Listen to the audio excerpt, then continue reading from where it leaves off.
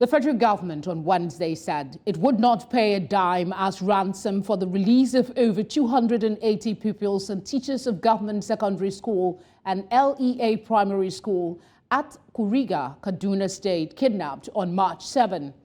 The Minister of Information and National Orientation, Mohammed Idris, revealed this to State House correspondents at the end of Wednesday's Federal Executive Council meeting held at Aso Rock Villa, Abuja. Idris insisted that the security agencies are working round the clock to ensure their release, adding that they will be brought back to safety. His remarks come barely 24 hours after Kaduna-based Muslim cleric Sheikh Ahmad Gumi offered to dialogue with terrorists who abducted at least 280 school children from Kuriga Government Secondary and LEA primary schools in Chinkum local government area of the state.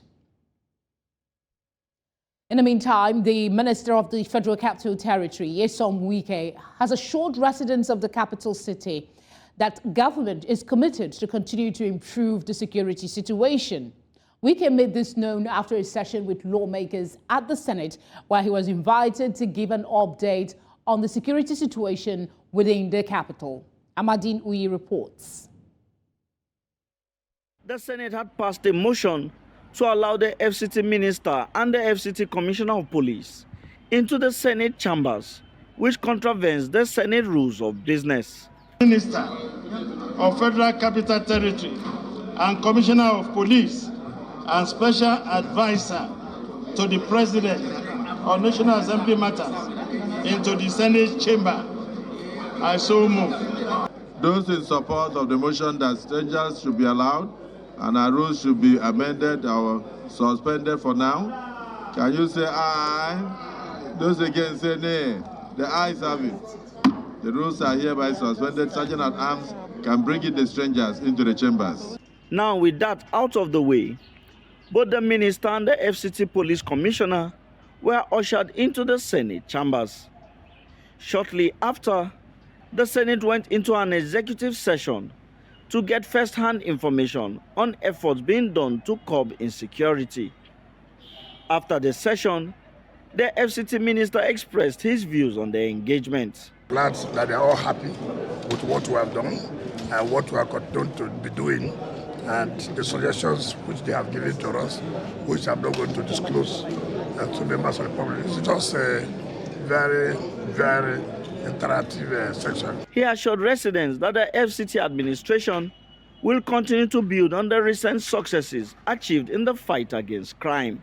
Mind you, two most wanted notorious kidnappers, we have gotten them, and that's why you see the level of kidnapping has reduced.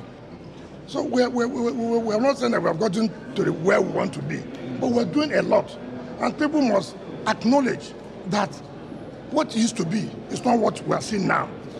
And we'll continue to say, we'll continue to do our best by providing the best for our people. Residents of the federal capital will be hoping that this engagement will translate into tangible results in curbing insecurity. In Abuja for News Central, I am Amadine Uyi. Many thanks, Amadine. Let's discuss security in Nigeria now with the help of a security analyst, Saludeen Hashimu. Thank you very much, Saludeen, for joining us on the news. Thank you very much for having me. It's been a week since these people and teachers were taken. The Minister of Information insists that the security agencies are working round the clock to ensure their release. And then he also said that they will be brought back safely. Are you reassured by this affirmation? Right, this is deja vu. This was the same assurance we got from the state in 2014 when the Chibok were taken, when the Jangebe boys were taken. This is the same incident and of course the assurance that we got from the state. And again, all the guys from the Niger, and of course even the Baptist school in Kaduna happened over almost 100 or 200 students. This also the same So the reference is actually a template that has consistently become part of government efforts to reassure. Truth is, there is no specific template to put on the table as a measure to allow for this sort of rescue operations to happen. What you keep hearing is about the access, is about terrain, about ability to be able to get specific direction into the kind of approach to use. They always refer to collateral damage in instances like this. We hear situations that borders around trying to be very careful so that they don't record high-level fertility to the children are involved, and obviously because these guys are going to be using children as a shield, then of course very important to leverage on those kind of rescue. If you want to ask security agencies exactly the rules of engagement in situations and instances like this, what are the concept of operations? What are the kind of specific thinking they have? What is the military to coordinate in terms of access and how get into this kind of operation? I think they just don't leverage on all of this. Again, by the end of this whole situation, then the story changes. We hear that ransom were actually paid before these children were then released. But, and I tell you very clearly. Sorry to interject. The minister made it quite clear, and that was going to be my second question to you, that the government will not be paying ransom. And this is something that they've reiterated over time. Does Gumi's plea to dialogue with the abductors translate to a request for ransom payment? Are the two related, really? And why does government need to reiterate that they wouldn't pay ransom? You're indicating that there's a possibility of that. Oh, yes, because this is something that we have consistently related with. I have had this kind of interaction severally, and I know too that time you'll hear that from the back end, parents are beginning to mobilize resources, and then of course this is are facilitated. People pay their properties to be able to get this thing done. But again, official statements will continue to read that we will not negotiate with terrorists. Even in the developed climate, there are some level of shift or kind of template that is adopted in instances like this. Because again, we are coming to the negotiation table with some level of weakness. So we are not negotiating from the areas of strength. If you are negotiating from the areas of strength, then you'll be dictating terms, okay? But this situation suggests very clearly that negotiating from the point of weakness. And why did I say so? One is that we don't have the entire security technology capability that will be able to establish coordinates for us. If that is the case, for instance, and these guys know that they are already surrounded, and of course they know too well that we were advancing, the negotiation would have changed. But the fact is that I can guarantee that even yes, it is security-related matter, and it should actually be played, and they will not want to specifically mention the approach they have adopted. But the truth is, this is actually a recurring death mark that parents at the end of the day, on their own, mobilize, sell their houses, sell whatever that is left of their assets, pull this money together and pay for whatever they could. We saw this thing happening even with the Baptist high school So, but children. this is not something, I mean, unfortunate. Saladin, this is not something that's sustainable or that can sustain over a period of time. There has to be some sort of action. Remind us again, what are the implications of dialoguing with bandits, and what must government do now to begin to show that there is some commitment in ensuring that there is a decrease in the rate of kidnapping? Because if people don't kidnap in the first place, there will not be any need for the talk about ransom. Okay, I will first of all mention that even the ransom payment is actually against the Terrorism Prevention Act as amended 2022. And I can tell you it is on that premise that government is making it official. Now, the law says very clearly that if you pay ransom, it is a criminal offense. You are likely to be prosecuted for it. So I can see the reason why government is actually taking that position very clearly. Now, to your question, so whether or not there is already a different kind of approach that this is going to take. I think there's an issue of the failure of intelligence.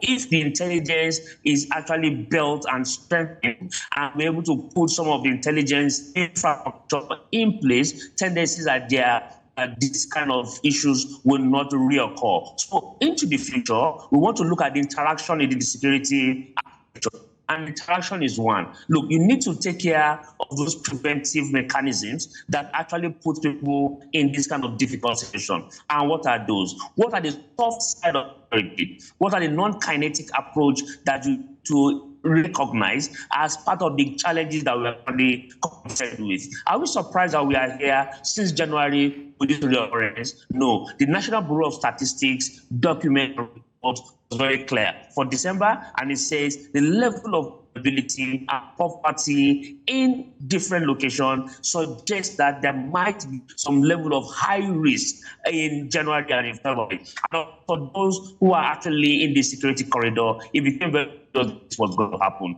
And what is government response? Government needs to take care of the poor and the push factor. Otherwise, we are going to continue to go around in circle. And one of the things that I hear very clearly is that we always want to look at the issue of the personnel. This is not the time to always do that. We must sleep. But each time occurrences like this happen, we talk about point of personnel. But we are not looking at those things that the core factors the situation that we are currently having. It's security and development that is taking a look at of connection, and they have nexus. Saladin, as always, thank you very much for speaking with us. We appreciate your time. Thank you for having me.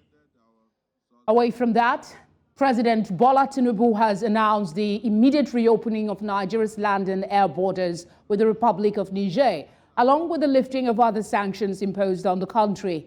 The decision follows the directives of the ECOWAS Authority of Heads of States and Government made during an extraordinary summit held in Abuja on February 24, 2024. At the summit, ECOWAS leaders collectively agreed to lift economic sanctions against several West African nations, including the Republic of Niger, Mali, Burkina Faso, and Guinea. Additionally, President Tinubu has authorized the lifting of financial and economic sanctions against the Republic of Guinea, signaling a broader effort towards regional cooperation and normalization of relations. The decision is expected to foster improved diplomatic ties and facilitate economic activities between Nigeria and its neighboring countries, promoting stability and prosperity in the West African region. Francis Chilaka, a public affairs analyst, was on the news earlier and shared his thoughts on this development. ECOWAS have not benefited from it.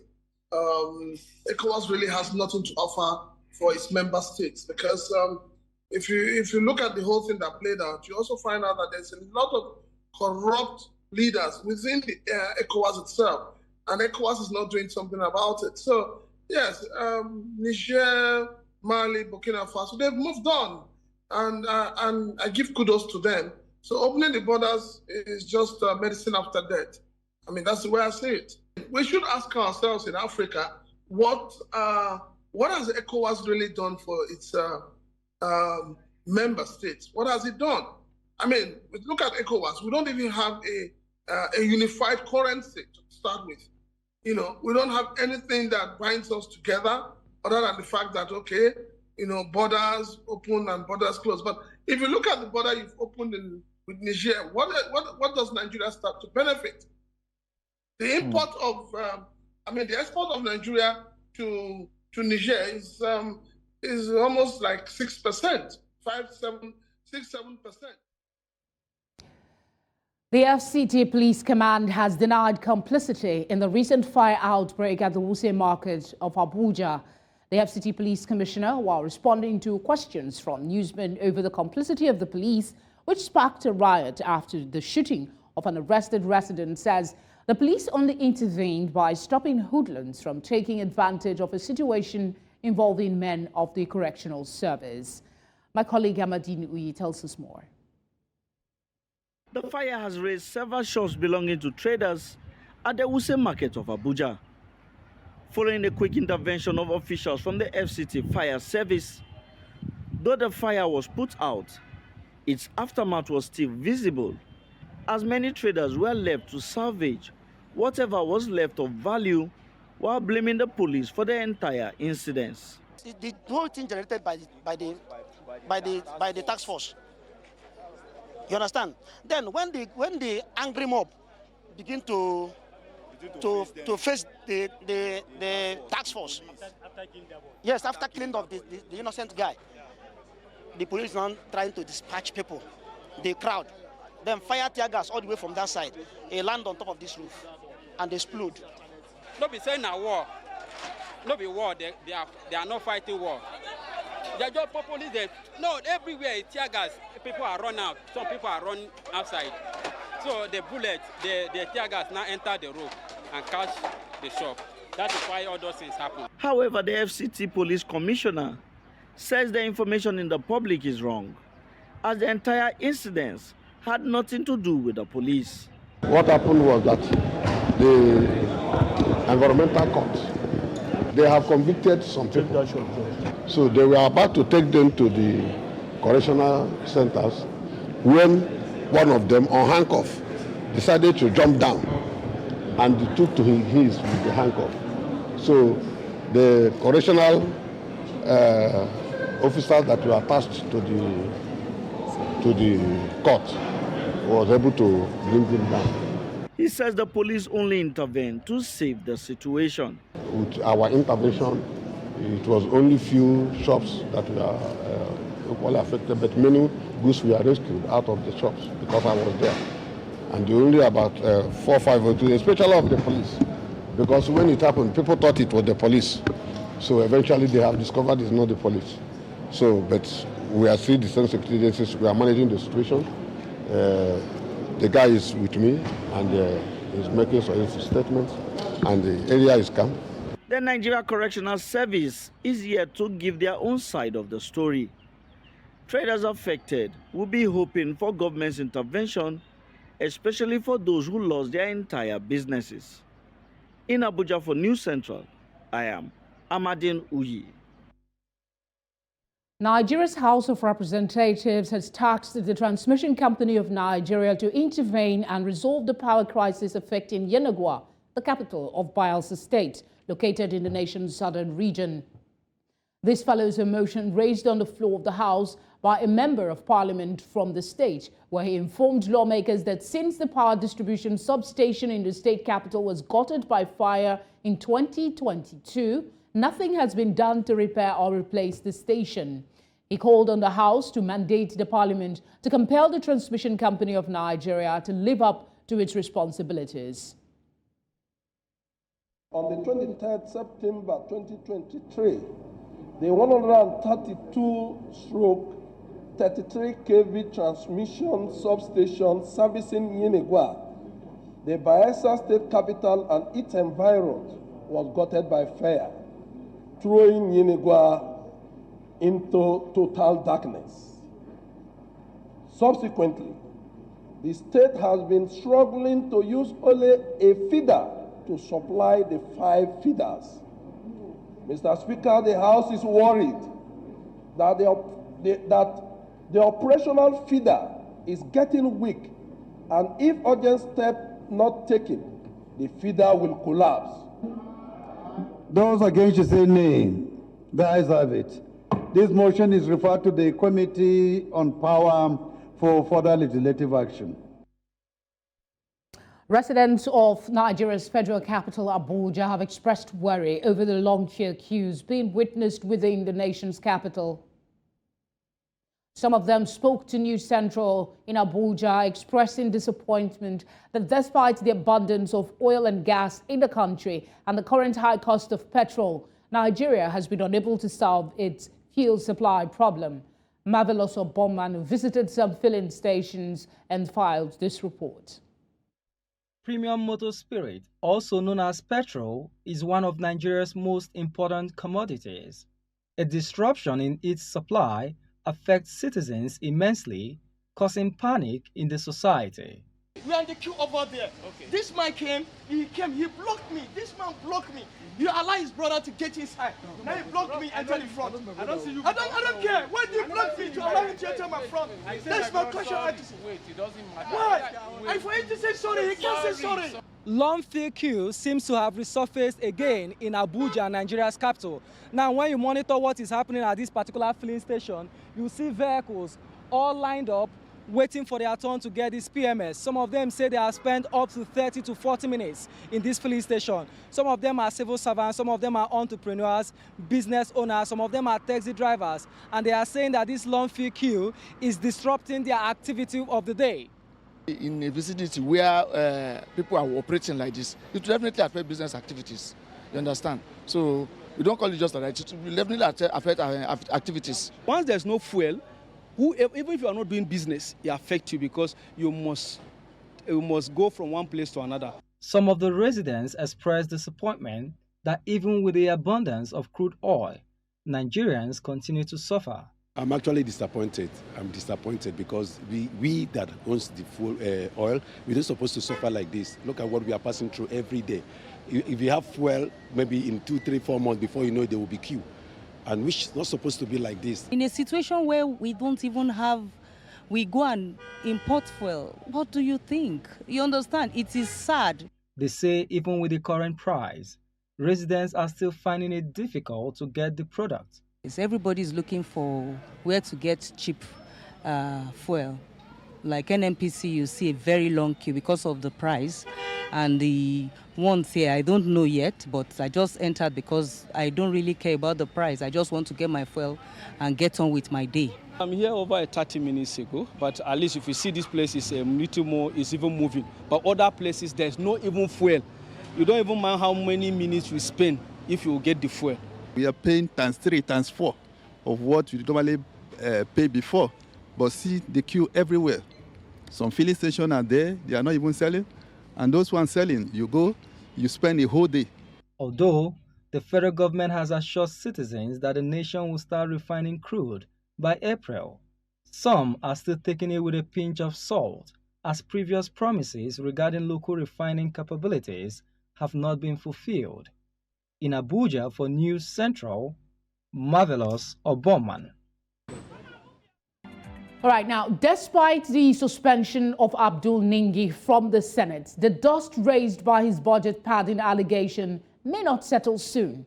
A recent post by co-founder and director of budget, Seun Onigbinde, suggests that there may be truth in Senator Ningi's claim that there is a 3 trillion naira hanging without clear description in the budget. We have more in this report put together by News Center's Nasir Agbalaya. Yemi Adaramodu, chairman of the Senate Committee on Media and Publicity, had said that entities like INEC, UBEC, Public Complaints Commission, National Judicial Council, NEDC and NDDC are the agencies that the disputed 3 trillion naira are budgeted for. He dismissed the issue of budget padding and emphasized that the claim of 500 million naira constituency funds to senators were baseless. However, Senator Abdul Ningi may not be entirely wrong, as his colleagues had indicated. Appeal to Nigerians is not about what was said there today, because I'm not going to deny that. But we have 12 months to implement 2024 budget. Let every Nigerian wait to see whether there's any of these senators who will not bring enough boreholes, enough solar street lights, enough road construction, and other projects, training and empowerment that will be up to 500 million naira. If there's anything, we agreed at that meeting, nobody will go to the press. I was asked to comment. I reluctantly comment. Let me use the word of Senator Abaribe. In the 9th Assembly, he will always say, I'm reluctantly agreeing to it. I reluctantly agreed to make a comment. And when I made a comment, I said, if anybody said he has seen anything, provide the evidence. Mr. President, We will deal with the issue of the Senate of the budget, but we have to also deal with our ethical standard in the Senate. This 3-point-something billion, trillion was not part of the budgetary provisions printed out for us. That would have settled this matter.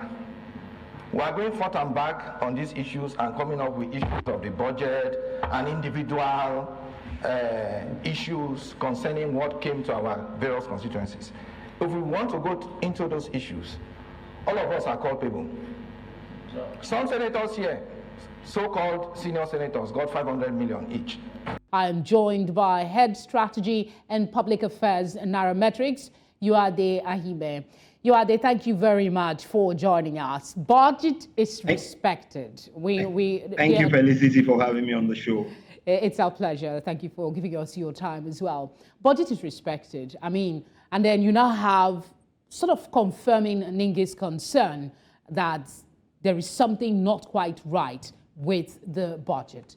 Can you explain the significance of this controversy and what should be the ideal response from the National Assembly? First of all, let me just give a quick analogy of how the budget should work. Budgets are based on activities, and activities drive the numbers that you bring in towards putting together your budget. And that's what forms the sum total of each budget for whether it's the parastatal or it's the ministry or it's the agency or even for organizations. Because if there are no activities, then there really would not be budgets provided for them. So in that manner, when you consider what was said yesterday at the Senate hearing, where some of the institutions didn't have detailed budget, then in that area, Senator Ningi has a case to put forward for the National Assembly and the Committee on Budget, who sat and reviewed those budget numbers, to provide the details of what they entail or the activities that they are going to be used for, so that way it becomes transparent. So according to the Director of Budget, yes, that's how it's meant to be. What are the activities for the 3.7 trillion, sorry, and how are you going to spend it so that Nigerians can actually monitor that those things are being done? For instance, INEC, what the allocation to INEC, lump sum figure, what does it entail? Is it for the elections coming up in Ondo and other states? Are they preparing for other elections? Is it just for the staff, salaries and all? So all those things have to be broken down so that everybody can see what the monies have been spent for. How does the budget affirmation of Senator Ningi's assertion impact on ongoing debate over the budget? Do you think that people are more likely now to lean towards Ningi's assertion and investigate further? In my opinion, I do think that what needs to be done is ask those agencies to provide the details of that budget so that it can be analyzed and we can see what they're being used for, rather than just tell us it's a lump sum figure. Like Senator Ningi said yesterday, he doesn't know how many aides are being paid for the Senate President, how many aides are being paid for other senior members of the National Assembly. Like I said about INEC, we don't know what the details are. Are they just for the elections? Are they going to be asking for more monies for the elections that are coming up in I think it's Edo, Ondo, and one other state? So these are things that we need to know, and we can actually start to monitor them and say, okay, they actually spent this amount, and these were the activities that they were meant to be spent for. So I think there is, for better transparency, I think those details should be provided so analysts can look at them, and if there are errors or issues or things that need to be clarified, they can ask those questions. And I think that's the process that is meant to be, because budgets are based on activities. If there are no activities and you just dump a lump sum, then people have a tendency of just spending the money without anybody being able to account for what it was spent for. I mean, how might this absence of the detailed project allocation affect the implementation, I beg your pardon, of key government initiatives and programs? I don't think it should affect key government initiatives. But what I think needs to be done is people need to know what these initiatives are, so that when monies are being spent, then we have a better idea of where it was spent. And if it was not spent in the right areas, then we can actually do those analyses and ask the questions. Why was it from A to B? These are the initiatives. There were supposed to be 5, and only 2 have been done, and these were the amounts that were budgeted for them. So it's important that we get those details so that analysts can go through them, ask those questions, and then if those projects or those initiatives are being carried out, we can actually monitor and find out how much was spent. Did they ask for supplementary budgets or extra budgets towards completion? How long are these projects going to take? Are they for salaries or wages of workers within those parastatals and agencies, as the case may be? Yoade, thank you very much for speaking with us. We appreciate the insights you've provided. Thank you for having me once again. One of our top stories tonight, the federal government has indefinitely postponed the highly anticipated launch of the Nigerian Students' Loan Scheme in a surprising turn of events. Executive Secretary, I beg your pardon, of the Nigerian Education Loan Fund, Akitunde Sawyer, revealed this development during an interview, sending shockwaves across the education sector.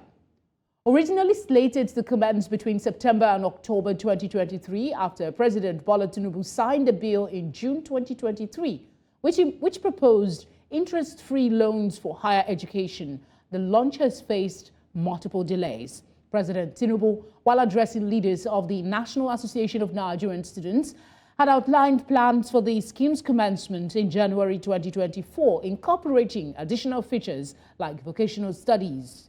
However, few hours before the scheduled launch, Sawyer disclosed that the program's rollout was postponed due to necessary corrections being made. Mali's ruling junta has imposed financial sanctions on 2 jihadist leaders and 4 heads of the Tuareg separatist rebellion. The 6 men, who have a long history of armed involvement against the Malian state, were all accused of acts of terrorism, financing terrorism, undermining territorial integrity, and criminal conspiracy.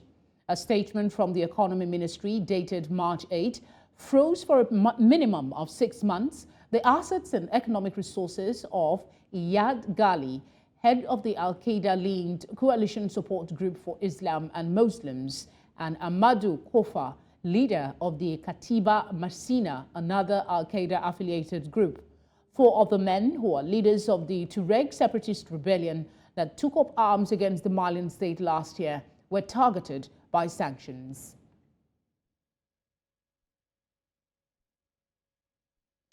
For some business news, let's join our business desk.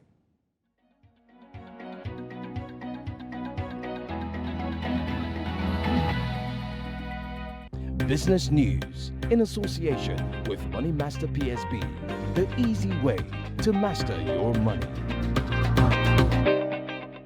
Welcome to Business News. We begin in Southern Africa, where South Africa's Central Bank Governor, Lesotho Kyago, has expressed confidence that the country will be removed from the grey list of an international financial crime watchdog, the Financial Action Task Force, FATF, next year.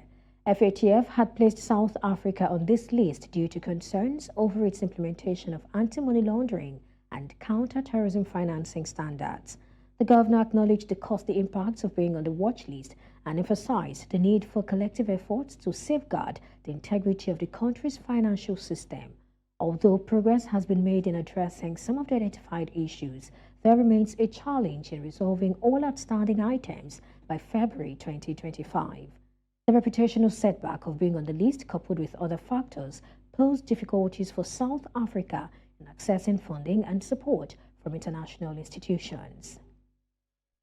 Still in Southern Africa, Zimbabwe has increased power cuts in response to a disruption in electricity supply caused by a fault. The nation's grid experienced a significant disturbance, leading to a generation loss at the Hwange power station. The reduced inflows at Lake Kariba, attributed to the effects of the El Nino weather phenomenon, have further constrained power supply not only in Zimbabwe but also in neighboring Zambia. The intensified power cuts in the Southern African nation highlight the ongoing challenges the region faces in ensuring a stable and reliable electricity supply. And finally, in East Africa, Rwanda's Minister of Foreign Affairs and International Cooperation, Vincent Biruta, and his Tanzanian counterpart, January Makamba, pledged to enhance bilateral ties in trade, energy, and infrastructure.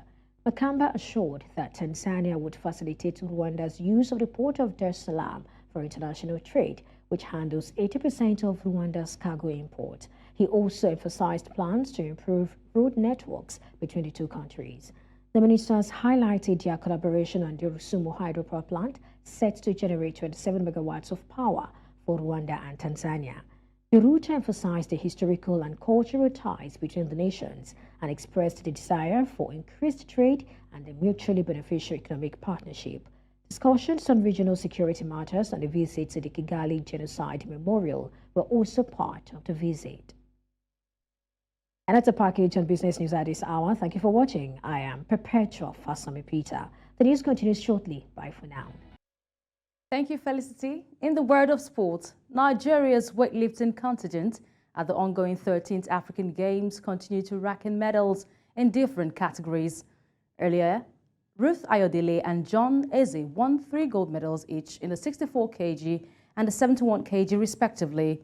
Competing in her first African Games, Ayodele hoisted 94 kg in the snatch, 114 kg in the clean and jerk for a combined 208 kg, while Eze cleared 90 kg in the snatch, 117 kg in the clean and jerk for a total of 207 kg. In the men's category, 106 kg event, 21-year-old Abayomi Adeyemi, whose father was also a weightlifter, won 2 bronze medals and 1 silver, while Desmond Akano added 2 silver and 1 bronze medal in the men's 96 kg event. Weightlifting alone has continued to contribute 15 gold medals to the 22 gold medals Nigeria has won at the Games so far. Like I'm the happiest person right now. It's not easy. A lot of challenges. I was able to fight through it, and I was able to hold myself in order to get the best for myself. The Nigerian women's national cricket team defeated their Ugandan counterpart in the third-place match to finish third and win the bronze medal on Wednesday. Nigeria won the toss and opted to bowl first, but began the game on the back foot, losing 3 wickets within the first 3 overs. They managed to bounce back thanks to Salome Sunday and Abigail Ibobie. At the end of the game, Nigeria recorded 58 runs for 5 wickets in the 16.2 overs, sealing the historic bronze medal win with 7 runs from 6 deliveries, despite 3 wickets to spare. Salome's impressive performance in the bronze medal game earned her the Player of the Match award.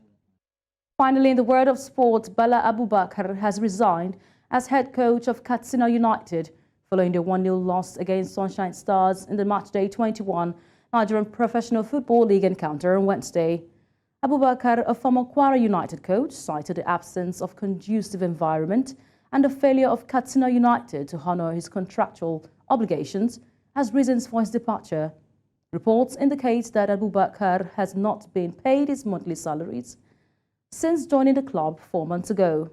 Additionally, he faced 2 attacks from angry Katsina United fans and was only rescued by heavily armed security personnel. In his resignation letter, Abubakar expressed his decision to step down due to the challenges he faced at the club. And that's it in the world of sport. I am Onyinyechi Obara. We serve you entertainment news on a platter. Nigerian singer Joe Boy and Wizard Chan have announced a collaboration on a new single titled Lona, set to be released on the 20th of March. The announcement has made their respective Instagram pages was made on their respective Instagram pages, accompanied by a teaser snippet of the track directed by Pink. The music video promises to be visually captivating, showcasing the artist's talent and chemistry. This collaboration marks the first time the two artists have worked together, generating significant anticipation amongst fans for the release of Lona and the opportunity to experience their synergy. Investigative docuseries uncovers Nickelodeon's dark side with ex-Drake and Josh star Drake Bell opening up about alleged abuse during his time there. The show exposes a toxic environment, accusations against Dan Schneider, including sexism, racism, and sketchy behavior. Bell drops shocking information about alleged sexual abuse by Nickelodeon coach Brian Peck when he was just 15. Series exposes racy costumes, inappropriate sketches, and young actors feeling manipulated. Despite Nickelodeon's PR spiel, it's raising eyebrow about who is really watching out for the young talents. That's all we can take on entertainment tonight. We'll take a short break, and when we are back, we'll bring you the updates on what's trending.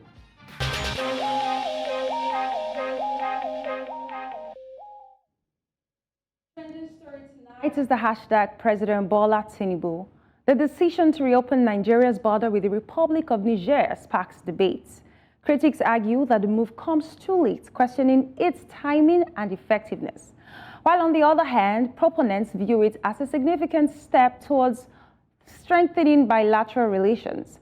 The initial decision to close the border was seen as a hasty one by some, resulting in a widespread economic disruptions. Let us take some reactions to this next. Okay, a tweet here is saying this is some form of damage control. In any case, it is better late than never. I think Nigeria was too hasty in her decision against Niger and her allies. We need men and women with experience in diplomacy to manage our foreign relations. This capitulation of ECOWAS marks the death of this regional union.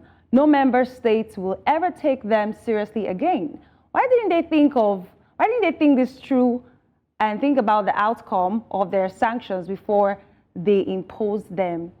ECOWAS only puffed and huffed, but scurried away when confronted. Now the closure make every imported goods and services skyrocket. Now that the borders has been reopened, what changes should Nigerians be expecting? The border should not have been closed in the first place, and the sanctions should not have been placed in the first place. This action by ECOWAS did not result in any gains, but rather led to the loss of trust. That's all we can take tonight on What's Trending, but you can join the conversation across our social media platforms. We are at News Central TV. I am Jadel Simon. And that's all tonight, but before we go, let's take another look at some of the major stories. President Tinubu has ruled out ransom payments to secure kidnapped victims. Nigeria has reopened land and air borders with Republic of Niger. Budget has confirmed no detailed project allocations for 3.7 trillion naira in Nigeria's 2024 budget. We also brought you news that Mali has frozen assets of jihadist and separatist rebel leaders. Do send us your eyewitness report to the number showing now on your screen. You can follow us on social media at News Central TV. We're live on DSTV channel 422, Star Times channel 274, Avo TV, and on YouTube. Thank you very much for watching. Have a good night.